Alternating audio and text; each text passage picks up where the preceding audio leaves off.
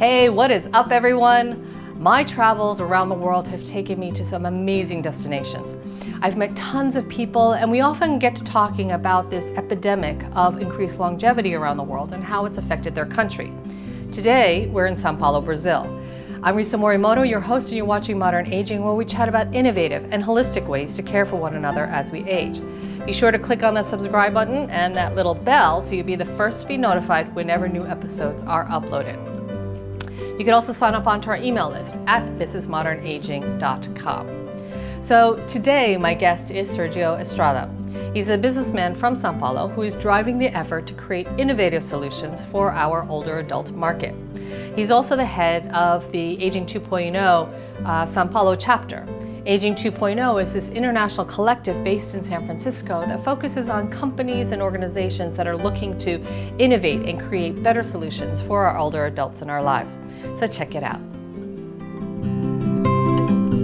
I'm really excited to be here, Sao Paulo, Brazil. Today we're going to be talking about the aging population in Brazil, some of the issues that you're having, some of the common things that we're having, in Brazil and the United States.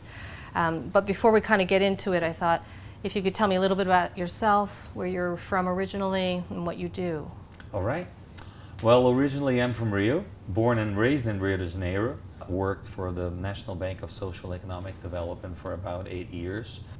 I was hired by Chase, that then became JP Morgan Chase. They merged. Worked for a couple of other foreign banks in Brazil, basically with mergers and acquisitions, restructuring, Chapter 11. And how did I actually bump into the aging? Which seems completely different. Totally.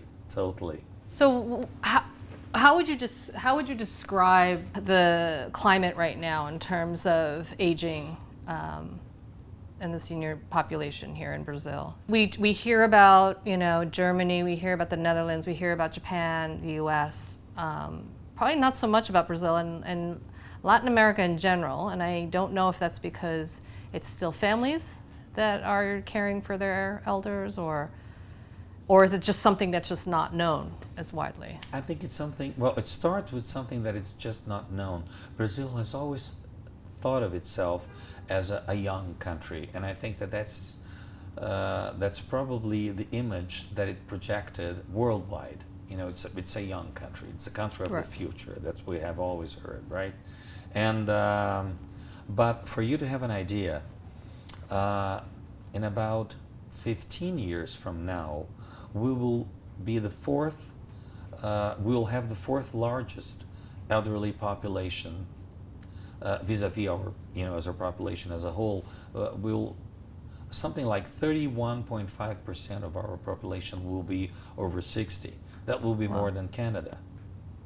And the change, has been like tremendously fast. And why that? I mean, well, first of all, our statistics institute here in Brazil, they said that we would be reaching 30 million 60 plus population by 2025. We reached 30 million in 2017, at the end of 2017. So you see, 8 years before. So, and this is due to, first, the birth rate. The average birth rate in Brazil is now 1.6. And it was, guess how much it was in 1975? 10. No, well, no, it was 5.8. Really? Yes, 5.8. It was 5.8, and it's down to 1.6. Wow. Yeah, it's just math, right? Yeah, so, and then of course, I mean, basic sanitation also improved considerably. So the longevity rate increased and the birth rate decreased. So those two factors combined, explain for the rapidly changing population pyramid that we now have. Actually, it's not a pyramid; it's more of a pear. It's becoming more of a pear. Right. So I think so now we are getting. I mean, we were taken aback by this change. We Brazilians, So is it talked about in Brazil? Now, yes, I'd say that now from a year. It's not just because I'm recent. You know, I'm arriving now to this, to this arena, but definitely now you see the newspapers, the magazines, the business world is actually now paying attention to real estate possibilities. To startups. They are focusing only on the elderly population. So this is beginning to change very rapidly. I'd say 2 years. Wow, 2 years. Yeah, the last 2 years only. Believe me. Yeah. Wow. So what would you say are some of the major challenges in Brazil when it relates to kind of the aging? The inequality is, I mean, if you think about that, only 20 kilometers from here where we are, the life expectancy is something like 25 years less. The life expectancy in this particular neighborhood is about 75 to 80 years old. In Jardim Angela, that's the name of this neighborhood, the life expectancy is 55 years old. Wow. Yeah. Just because, do they just Basic not have sanitation, access? and health, hospitals, Diet. clinics, diet, so awareness, right? So I think that that's a very big challenge that we have. We are not talking about the interior of Brazil. We are not talking about, distant places such as the Amazon region. No, we are talking about Sao Paolo. Mm-hmm. Sao Paulo is one of the richest, if not the richest city in South or even Latin America. Right. So I think that that's a big challenge. Wow. No. So how do we, or how do you, me fix this problem? How do you address it in a way that's actually substantial? Is there, as you know, this is a problem in the U.S. too. I don't think it's that stark, 25 years in terms of life expectancy. Definitely not. I know a little bit about the stats in the United States, and no. You have some spots here and there in the south of the United States but nothing as dramatic as a 25-year difference. So in terms of solutions, have you been working with people in terms of how to solve this issue, or the kind of different kinds of businesses that Brazilians are kind of coming up with, or innovations? First of all, I think just to talk about it is very important. Just to to make people realize first this scenario. We are getting old very fast. So we must work on these issues.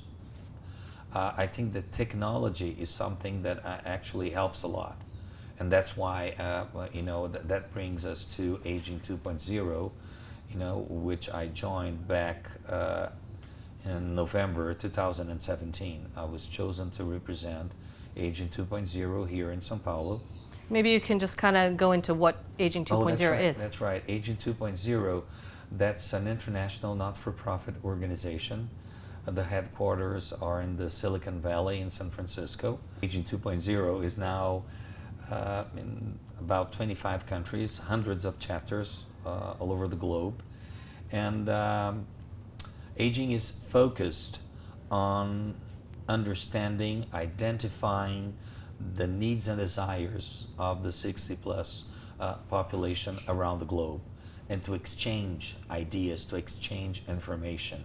And I think that probably this might be not the total solution by no means, but at least it may help a lot countries such as Brazil, actually, or even as Japan. Mm-hmm. I was in San Francisco last November, and there was this Japanese gentleman, I think from a ministry in Japan, and he said that there is a lack of caregivers. Mm-hmm. Of 300,000 caregivers nowadays in Japan. So how do you solve this? And there you have like real caregivers. Caregivers in Brazil, there are some exceptions, of course, and they're getting better and better, but still caregivers in Brazil are more like a house servant that is trustworthy, has been working in the house for many years, and becomes a care By a default. caregiver by default. One problem that we have in Brazil is that usually it's the family that takes care, the daughter that takes care, usually. And then what happens? First of all, the life of this person is also severely affected. Right. Because an elderly person needs sometimes constant attention, right? Yeah, like my parents. Yeah. So it may be devastating for a younger person's life, and so I think that technology might come and help. Mobility as well. I have just met this startup. They are bringing up a solution for elderly people that need to go to the doctor, but don't have anybody to take them. Right. Or to a physiotherapy session. Right. Or apps that where you can share, with the family. What's the situation? The medication that has to be taken. When does the elderly needs to have the blood pressure taken, and everything is inserted. So And if then it's a shared if I app. travel, Right. and let's say you're my sister, and I say, well, now it's your turn, to take care of mother. So you'll have everything there, contacts, even a direct link to a doctor, that has been supervising, let's say, the case, anything that you should do in case of an emergency. So this is how technology may help to lessen the burden. And also, if you lessen the burden of the caregiver, you're also improving the life of this elderly, Right. So At the end of the day, I do think that it's, my goal. I have two sick parents. One, my mother has Parkinson's, my dad has dementia, and just how to provide them with a quality of life where they feel safe and, that they feel like they can live with dignity. Do you feel like those sorts of technologies can be easily adapted in Brazil? And yes, I think so. I think so because the use of cell phones has increased dramatically. Internet at home also. The rate of internet penetration is incredible here. I mean, it's not for nothing that Amazon is now, Amazon back 2 years ago was not really considering coming to Brazil. Has changed completely its mind. It's building a big center here, in Brazil. wow. You have Watson coming to Brazil as Really? well. Yes. Wow. So Google is very strong in Brazil, very strong. So I think that everybody is paying attention. I mean, we are more than 200 million people in Brazil. So that's It's a huge actually market. it's a huge market.